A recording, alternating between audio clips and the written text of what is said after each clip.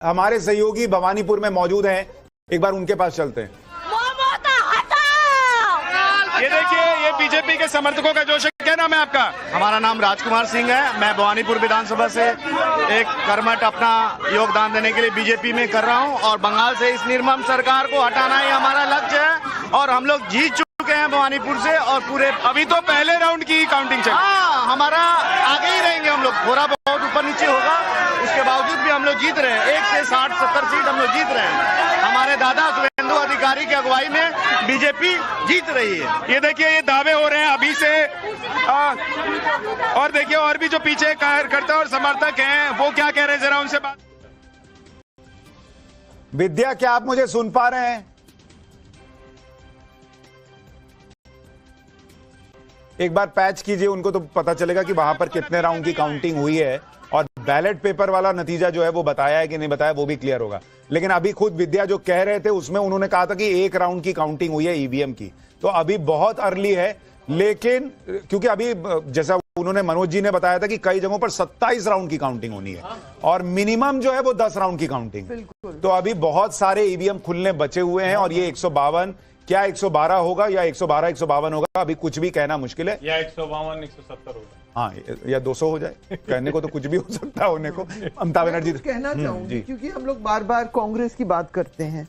जो कांग्रेस तो जब हम डेटा निकालें तो कांग्रेस भाजपा को टक्कर नहीं दे पाती है, ये हमने देखा है। कर्नाटक में हुआ और तेलंगाना में बीआरएस भारतीय टीआरएस को हटाया। शर्मा जी उनको बोल लेने दीजिए, फिर आप रिस्पॉन्ड कर दीजिएगा। अच्छा, एक बार बोल लेने दीजिए, बोलने उनकी बात तो कंप्लीट हो जाएगी कि वो कहना क्या चाह रही है। बोलिए। ये तो मैं कह रही हूँ, लेकिन अभी तक जो डेटा हमें दिखा रहा था, सुशांत जी, कि रीजनल पार्टीज वो ज्यादा सक्सेसफुल होती हैं, उनकी स्ट्राइक रेट भाजपा के खिलाफ। अब सबसे बड़ी 2 पार्टीज का इस टाइम टेस्ट हो रहा है, एक है तृणमूल कांग्रेस बंगाल में और एक है डीएमके करुणानिधि स्टालिन की डीएमके। तो ये इस पर नेशनल इलेक्शन की जो केमिस्ट्री होती है उस पर जरूर असर पड़ेगा। जब आप कांग्रेस तो कमजोर है ही, हालांकि कांग्रेस ने 24 में थोड़ा बेहतर किया, लेकिन फिर भी रीजनल पार्टीज वो ताकत दिखाते थे। ममता बनर्जी बार बार और डीएमके। अभी ममता का, चलिए तो बीच बीच में बोल रहे हैं, इनको बोलने ही के शर्मा जी 2 मिनट रुक जाइए ना, उनकी बात कंप्लीट हो जाए, मैं आपको मौका देता हूं। तो हम लोग अगर डेटा के एस्पेक्ट से, एनालिटिकल एस्पेक्ट से देखें, इसका ये बहुत बड़ा रिजल्ट आ रहा है। तो लेकिन संजय जी, क्या इसका एक दूसरा पक्ष ये हो सकता है, अगर ममता बनर्जी हार रही हैं, अगर मान लीजिए डीएमके हार जाती है, तो अगर रीजनल पार्टीज कमजोर होती हैं तो वो जो इंडी अलायंस में एकजुटता होनी चाहिए, या हर राज्य में आपस में ही लड़ने लग जाते हैं, क्या उसको यूनाइट होने का एक मौका मिलेगा? क्योंकि रीजनल पार्टीज को भी समझ में आएगा कि बिना सबके साथ आए बीजेपी को रोकना नामुमकिन है। देखिए सुशांत जी, यदि आप बंगाल का केस देखिए, पहले बंगाल को देखिए, कांग्रेस जहां भी कमजोर हुई है उसका फायदा भाजपा को जाता है। तो ये क्षेत्रीय पार्टीज जो हैं उनको भी, कांग्रेस पार्टी जब भी निर्बल होती है, नाकामयाब होती है, उसका पूरा जो कहते हैं ना एडवांटेज है, उपलब्धि है, वो सब बीजेपी की तरफ जाती है। मतलब रीजनल पार्टी के लिए भी अच्छी खबर। बंगाल में तो कांग्रेस बहुत पहले पिछड़ गई थी। नहीं, एक चुनाव को पहले में तो 45 सीट मिली थी कांग्रेस को, वो तो बाद में टीएमसी ने सब लोगों को उठा लिया था। लेकिन आप यहाँ पर तमिलनाडु को भी देखिए, वहां पर भी कांग्रेस में अंदरूनी काफी वहां पर मैं समझता हूं कि लोग नाखुश होंगे, क्योंकि ढेर सारे लोग चाहते थे कि विजय के साथ अलायंस हो, वहां हमें ज्यादा सीट भी मिलेगा और हम डीएमके के पूरे कब्जे में जो पार्टी रही है, क्योंकि डीएमके के सहानुभूति से ही कांग्रेस को सीट मिलती है और विजय मिलती है वहां पे। बहुत लोगों का सोच था कि अब कांग्रेस को अपने आप खड़ा होना चाहिए और यदि वो विजय के साथ यदि गठबंधन करें तो उसका फायदा होगा। तो आज कांग्रेस में बहुत ज्यादा लोग, मैं समझता हूं कि इसको लेके मतभेद होगा कांग्रेस के अंदर, यदि यही नतीजे तमिलनाडु में आए। पर उस मतभेद से कुछ चेंज नहीं होता ना सर, पॉइंट ये है। सबसे बड़ी कमजोरी है कि आपके नेतृत्व में, मैं इस बात को दोहराना चाहूंगा, मैं ये नहीं कहता कि राहुल गांधी मेहनत नहीं कर रहे हैं, परंतु नेतृत्व मतलब सिर्फ राहुल गांधी नहीं, आपको हर लेवल पर एक जीतने की जो एक जज्बा चाहिए, एक जुनून चाहिए, वो कांग्रेस मुझे में लगता है बिल्कुल कांग्रेस नहीं को है। सबसे पहले ये समझना होगा सर कि मान लीजिए कोई संजय झा है, कोई सुशांत सिन्हा है, कोई हर्षवर्धन त्रिपाठी है, अगर वो कुछ कह रहे हैं कि कांग्रेस में प्रॉब्लम है, सब आपके दुश्मन नहीं है, उसमें एक बार सुनिए और देखिए कि क्या ऐसी चीज है जो सब कह रहे हैं, हो सकता है उसको ठीक करने से कुछ हो सकता है, क्योंकि वो बिना किए नहीं हो सकता। 1 मिनट में आ रहा हूं सर आपके पास। विद्यानाथ झा हमारे साथ जुड़ गए हैं भवानीपुर से।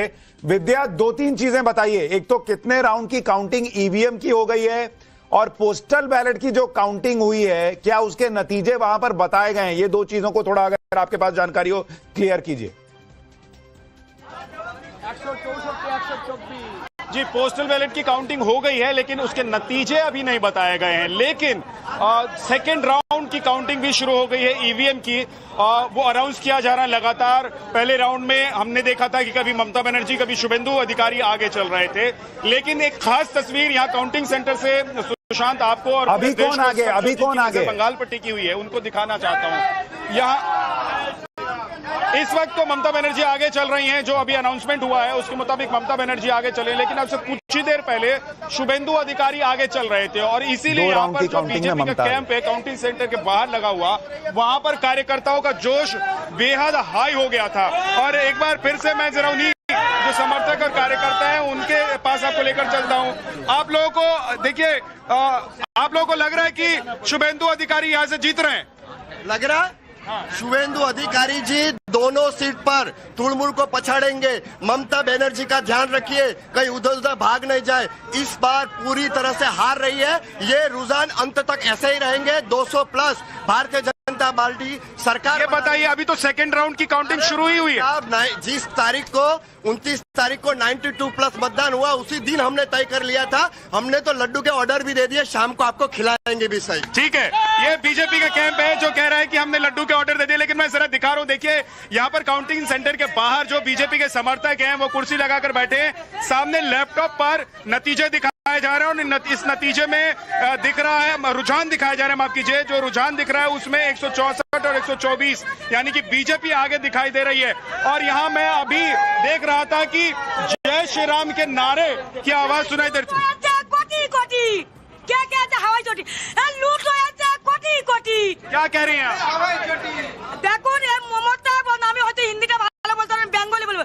এই মমতা বন্দ্যোপাধ্যায়ের জন্য আমি একটা গান এই মুহূর্তে বানিয়ে দিচ্ছি, বলে ওই দেখো পশ্চিম বাংলায় পদ্মা ফুটেছে, আর ভারতে মায়ের আশীর্বাদে কমল গিলেছে, আর 15 বছর পার করিয়া খুশি এসেছে, আর সবুজ বাগানে মিষ্টি ফুলের মিষ্টি বার এসেছে। ও আবির ওরাও মনের খুশি, মনের খুশিতে, আর ধামাই নাচো নাচো সবাই বিচার সঙ্গীতে। এ মুখ্যমন্ত্রী বলছে ঠিকঠাক ভোট হলে 300 পার করব, আর ভাইপো কি বলে 17 13 4 21। उन्हीं तो तो ये देखिए, ये कह रही हैं कि ममता बनर्जी की सरकार जा रही है और बीजेपी आ रही है। आप खबरों की रणभूमि में यहां शोर नहीं सोच लड़ती है, जहां शब्द नहीं फैक्ट्स वार करते हैं, और हर सवाल खोलता है सच की नई परत।